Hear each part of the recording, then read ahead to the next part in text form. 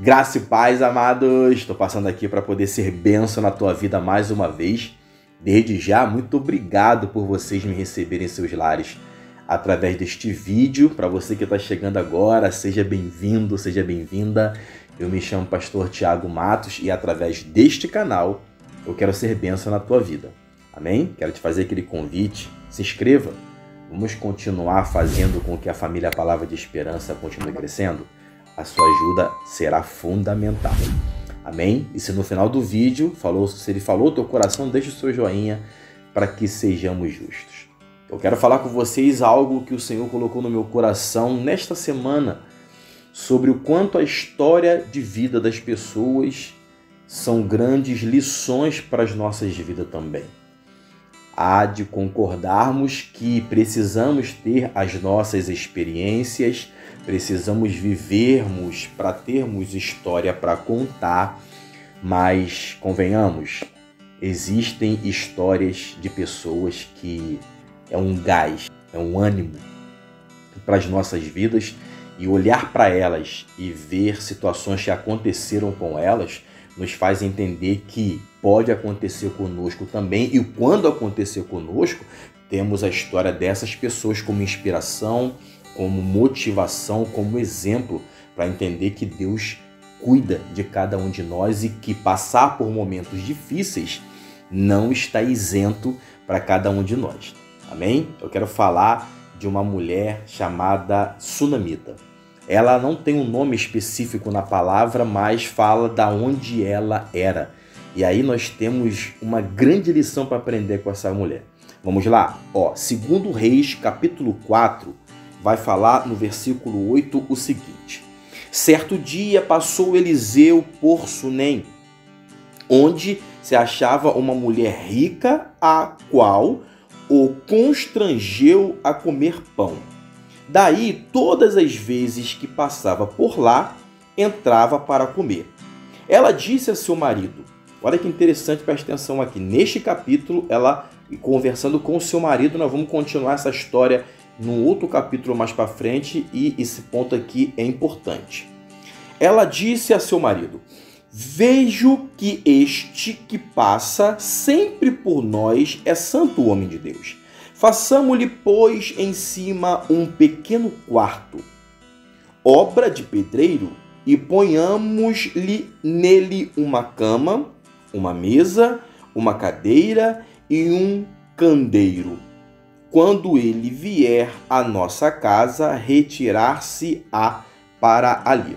Olha que interessante aqui. Essa mulher com o seu esposo percebe que diariamente um homem passava lá, né? Ela percebe um homem, ela fala, vejo que ele é um homem de Deus.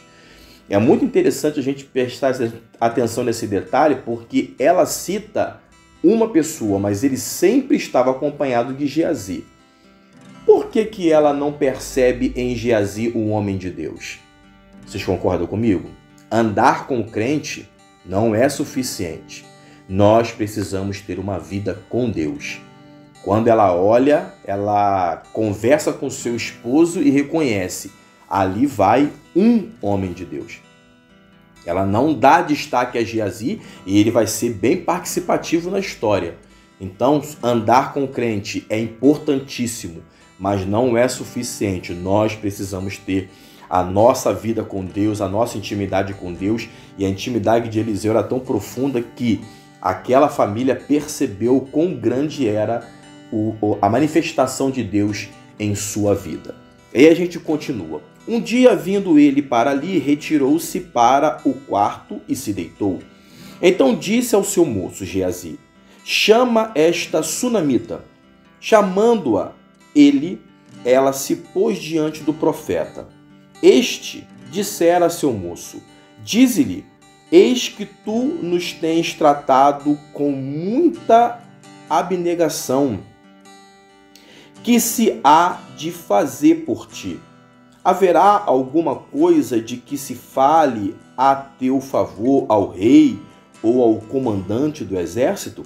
Ela respondeu: habito no meio do meu povo. eles percebem que havia um cuidado daquela família para com eles e eles conversando entre si, precisamos recompensar esta mulher que tanto tem nos abençoado. E aí é interessante que eu vejo Eliseu provocando Geazi ser participante daquele momento. Ele manda chamar a mulher e no mesmo ambiente ele fala para Geazi perguntar a ela. Ele poderia perguntar diretamente, mas ele não fez. E eu aprendo aqui que ele incentiva Geazi a ser participante daquele momento.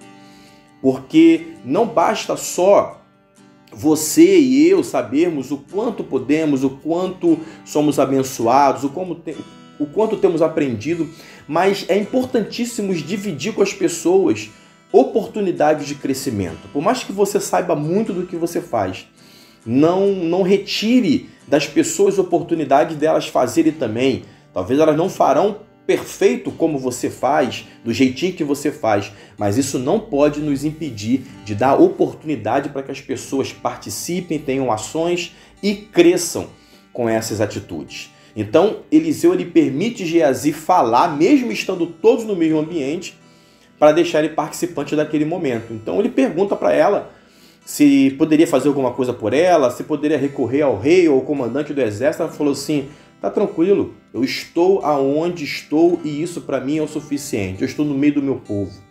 Eu estou num lugar onde eu me sinto bem. Aqui, por enquanto, tudo que eu tenho é o suficiente para mim.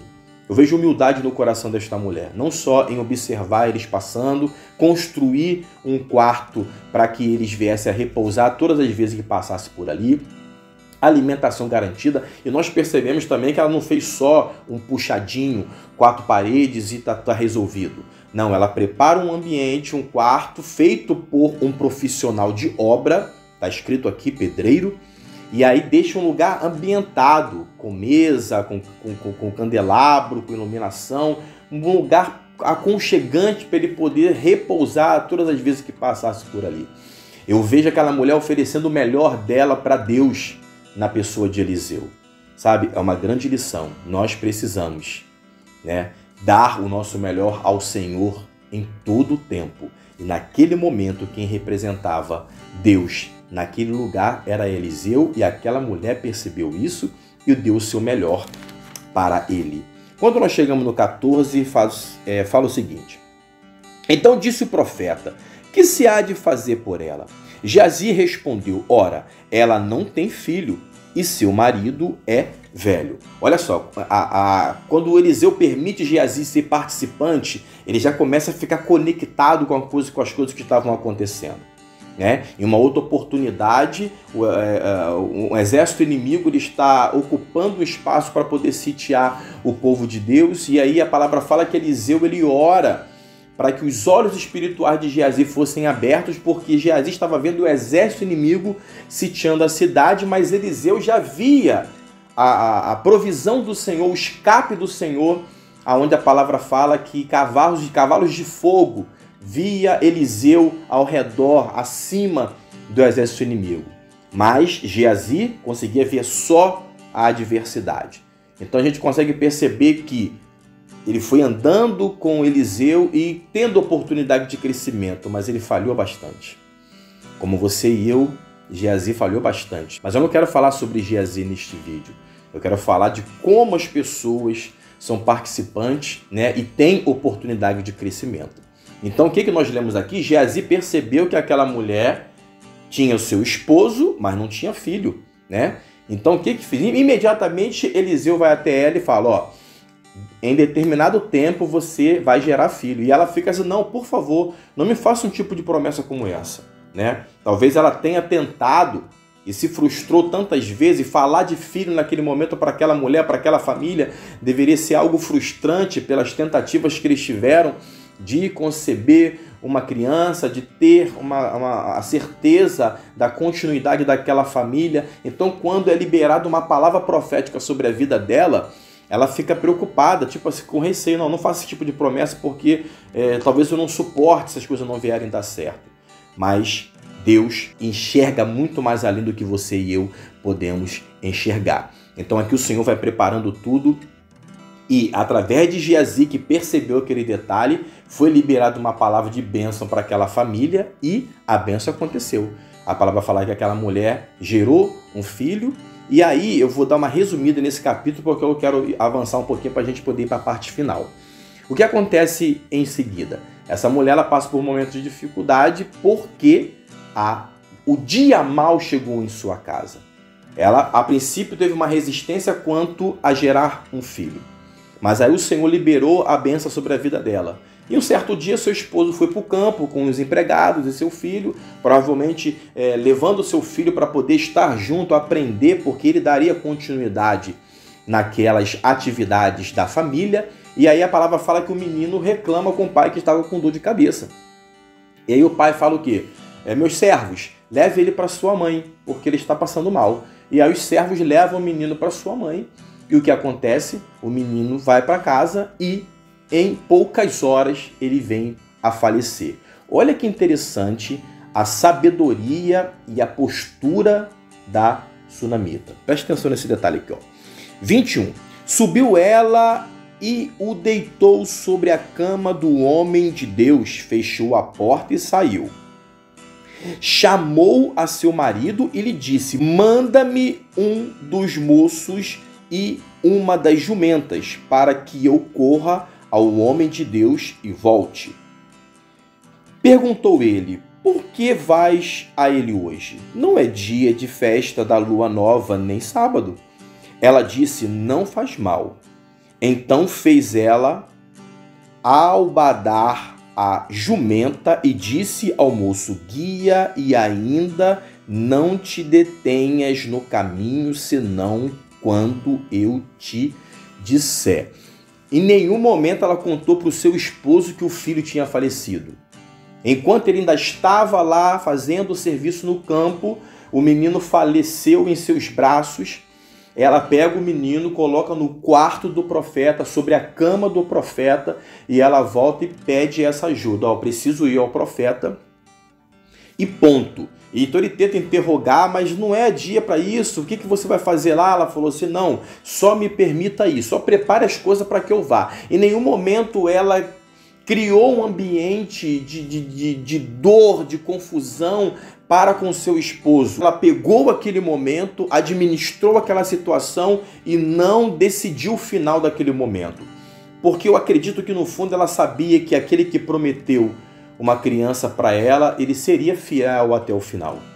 E aí, em nenhum momento ela participa seu esposo, pede ajuda, e aí o servo ajuda ela a ir diretamente ao profeta para poder ela expressar para ele, ou lembrar para ele, né? Porque a palavra fala que ela lembra para ele: eu não pedi nada, por que me prometeu e agora eu estou aqui vivendo esse momento difícil? Mas olha mais um ponto interessante que a gente aprende com esta mulher. 25. Partiu ela, pois, e foi ter com o homem de Deus ao Monte Carmelo. Vendo-a de longe, o homem de Deus disse a Geazi, seu moço: eis aí a sunamita. Corre ao seu encontro e diz-lhe: vai tudo bem contigo, com teu marido, com o menino? Ela respondeu: tudo bem. Geazi chega para ela, pergunta sobre as coisas importantes de sua vida, pergunta se ela está bem, se seu esposo está bem, se a criança está bem, e o que ela responde para Geazi? Tudo bem. Olha que grande lição você e eu temos para poder aprender aqui. Ela sabia exatamente com quem falar. Então, muitas das vezes, nós estamos prontos para falar da nossa vida, das dificuldades que temos enfrentado para todo mundo.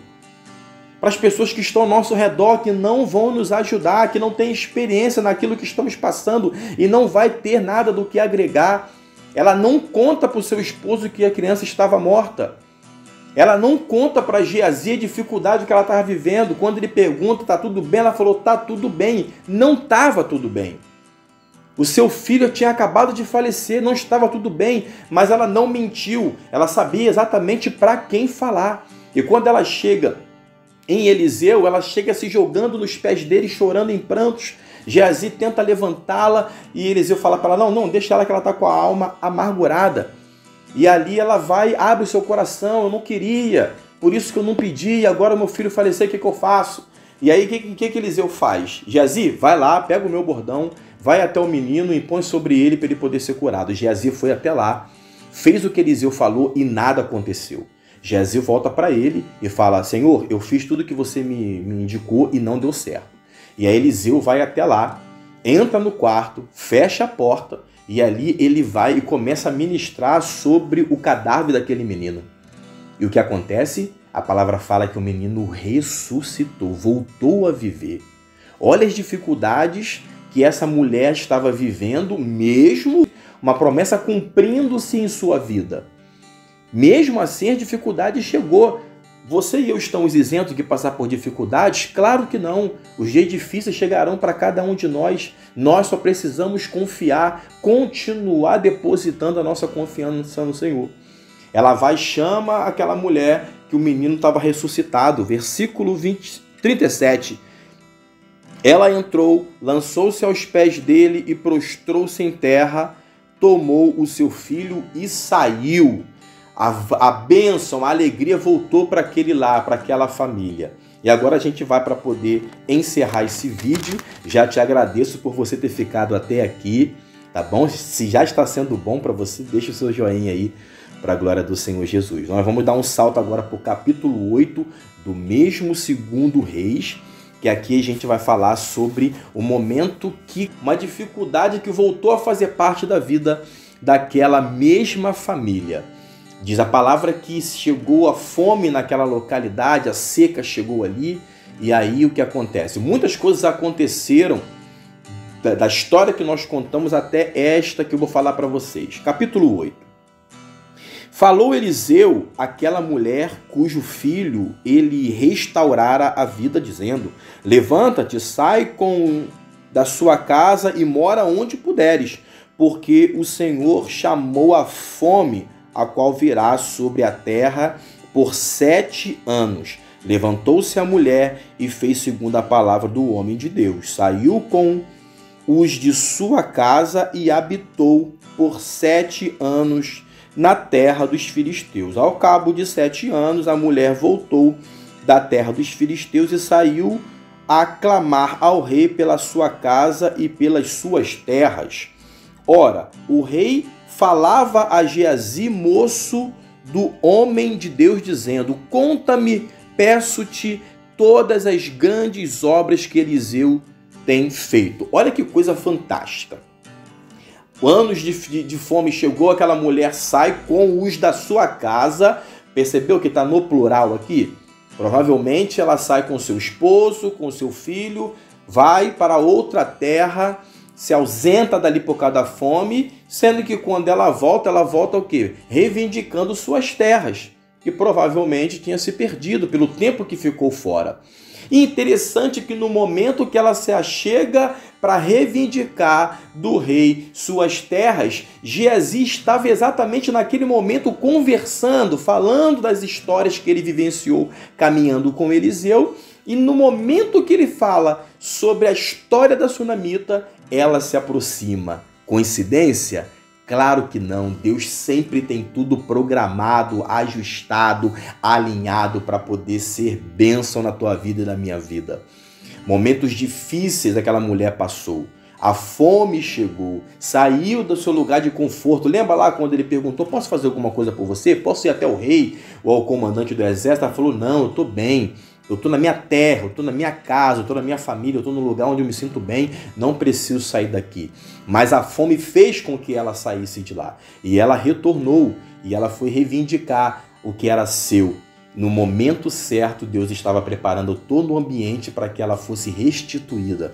Olha que interessante. Contava ele ao rei como Eliseu restaurara a vida a um morto, quando a mulher cujo filho ele havia restaurado a vida clamou ao rei pela sua casa e pelas suas terras. Então disse Geazi, ó rei, meu senhor, esta é a mulher e este o seu filho a quem Eliseu restaurou a vida.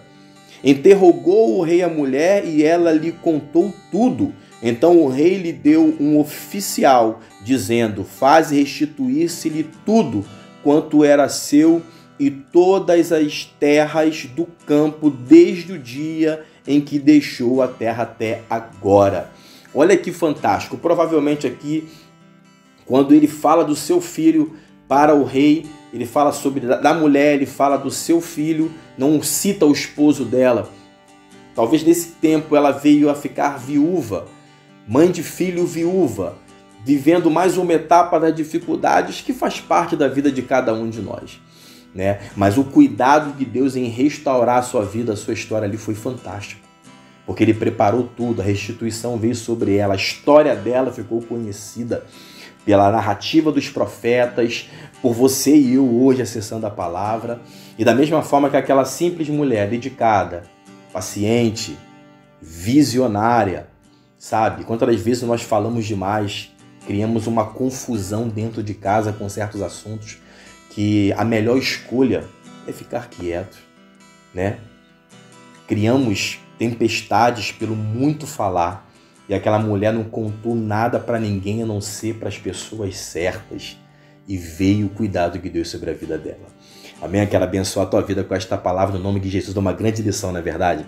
Coloca no comentário aí o quanto essa palavra falou no teu coração e que você seja encorajado a continuar confiando no Senhor. Momentos difíceis não estaremos isentos por nada, mas o Senhor continuará cuidando de cada um de nós. Amém? Quero abençoar a tua vida com esta palavra e se foi bênção, compartilha para que mais pessoas sejam abençoadas. Eu te abençoo no nome de Jesus.